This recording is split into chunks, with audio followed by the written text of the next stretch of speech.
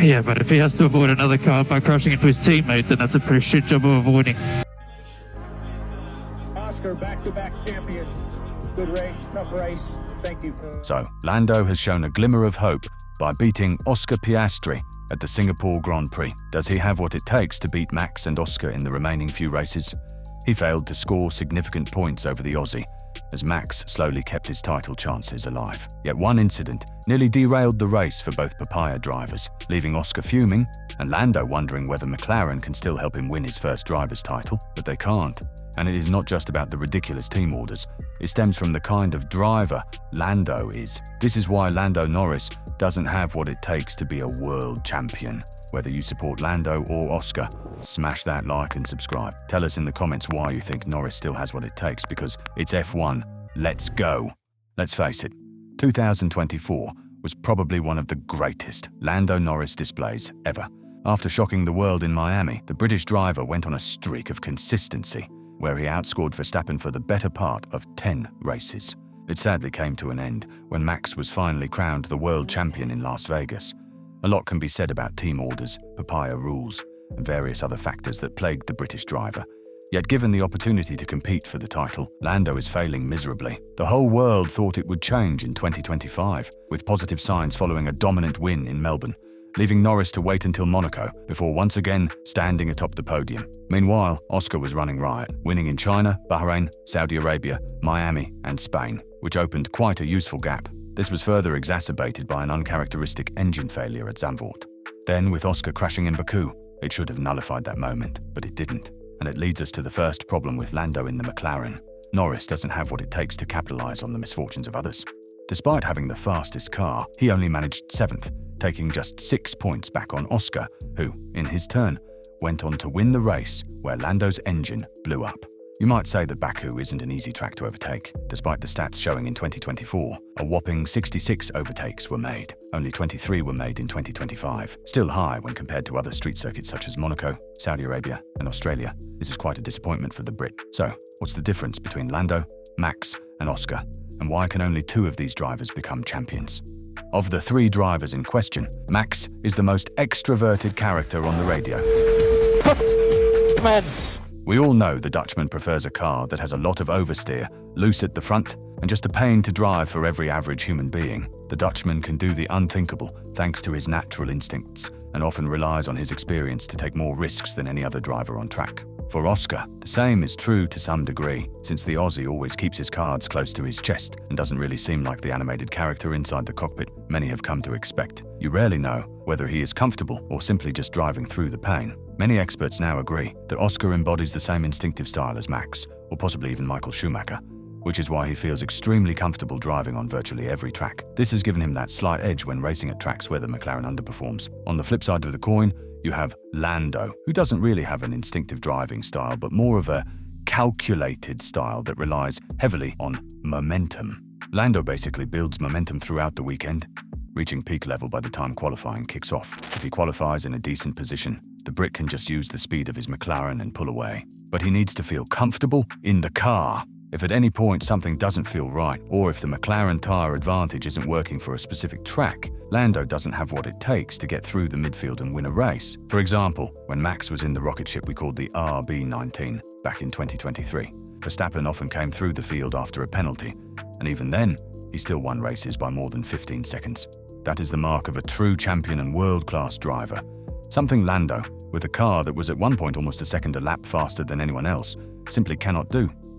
Is it his fear of overtaking other cars, or does he just lack that killer instinct? Let us know in the comments, and if you've made it this far and still believe Max can pull off the comeback of the century, subscribe to F1 Let's Go. Let's be clear, Lando can still win the championship in 2025. At the time of this video, he only trails Piastri by 22 points, which means that a single crash or engine failure for the Aussie could bring Lando right back into things. The only problem is that Oscar never makes mistakes, or at least when he does, it is once every couple of years. Before Piastri had his lapse of concentration in Baku, he was sitting on 34 consecutive races, finishing in the top 10. It isn't even the best of his stats. Since Melbourne, Oscar has been in the top 4 a whopping 14 races in a row, with most of these seeing him either win or be on the podium. Not even Verstappen has managed this in 2025.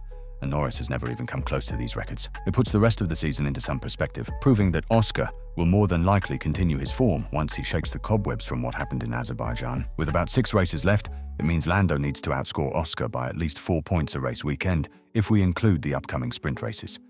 In essence, Lando needs to win at least 3 races over Piastri, which will bring the two back on level terms before the season ends in Abu Dhabi. So theoretically, it means that Norris can beat Oscar in the championship, and in an idealistic world where McLaren is dominating, this shouldn't be too much of a problem. The only problem? The MCL39 isn't as dominant as it was at the start of the year, and aside from Verstappen driving the Red Bull into positions it shouldn't be, Mercedes is now becoming a new thorn in the side of Brown and co. The infamous phrase, papaya rules, could also be the main deciding factor before we reach Abu Dhabi. I know how you feel about that, and let's talk about it once you're out the car. Yep. I think I'll get myself banned for the year if I say anything here. Thanks for the effort. At least Hulkenberg got a podium. Back in 2024, McLaren realised they had 2 extremely quick drivers. Both were willing to take risks to win, and this meant that on-track battles were common. To ensure clean and fair racing, team principal Andrea Stella and CEO Zach Brown instated papaya rules to keep the 2 drivers from taking each other out on track. Now, what exactly are papaya rules? According to what we've seen so far, it basically means that the car in the lead has priority when it comes to pit stops. So, if Lando is leading, he will be the first to receive new tyres. For on-track battles, the team has also instructed both drivers to race, but it should be fair. So, Lando cannot simply push Oscar off the track, or even attempt a risky move that could see both drivers crash out. It seems like McLaren has learned a lot from the 2016 season, when title protagonists Lewis Hamilton and Nico Rosberg had some unwarranted contact, leading to a double DNF in Barcelona. But papaya rules are now slowly backfiring on McLaren, and sources reveal that Oscar doesn't feel the rules are equally applied to both drivers. So, what does he mean? Judging by what happened back in Monza, it seems like the team is trying to keep everything fair. When Oscar was brought in to protect his position and Lando stayed out for an extra lap, the unthinkable happened. Left, you could see it took a while, they weren't sure, they went back at it. Wasn't done up properly, was it, the left front? Following the incident, the team instructed Oscar to give the position back to Lando, which seems fair given that the mistake was made by the pit crew. Then the 2 drivers almost made contact in Singapore, where Lando pushed Oscar wide and crashed into the back of Max. It almost sent Piastri into the barriers, opening the gap for Leclerc to pounce. A visibly frustrated Piastri then came on the radio to ask whether this was fair. So are we cool with Lando just barging out of the way, or what's the go there? And since the FIA deemed it nothing more than a racing incident, McLaren didn't swap the positions. It led to one question now on everyone's mind. If the roles were reversed, would Oscar have been instructed to hand back the position to Lando? And is there any bias that proves McLaren is trying to help Lando more than Oscar? According to McLaren's official statements, this isn't the case, and both Brown and Stella are still content with having the 2 fight it out for the title. By looking at upgrades, we can also see that both drivers have been treated fairly, each receiving the new parts. This proves that perhaps the bias everyone is talking about might just be because they feel Lando has a closer relationship with management. McLaren sits on a gold mine in 2025, with 2 top-notch drivers secure for the long term. Oscar's contract is secure until the end of 2026, while Lando is supposedly locked in for the 2027 season as well.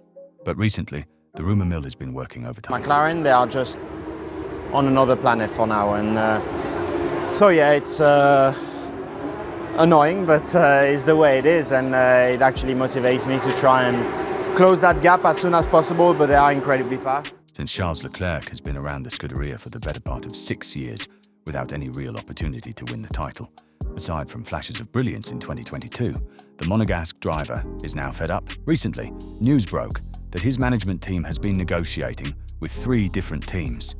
These are Aston Martin, Mercedes. The final team is McLaren. Yet, after saving Oscar from the depth of despair at the Renault-backed team in 2023, why would they let him go, even if he wins the championship in 2025? The answer is simple and takes us back to the early 90s when McLaren once again had 2 alpha males driving in Alain Prost and Ayrton Senna. We all know how that went.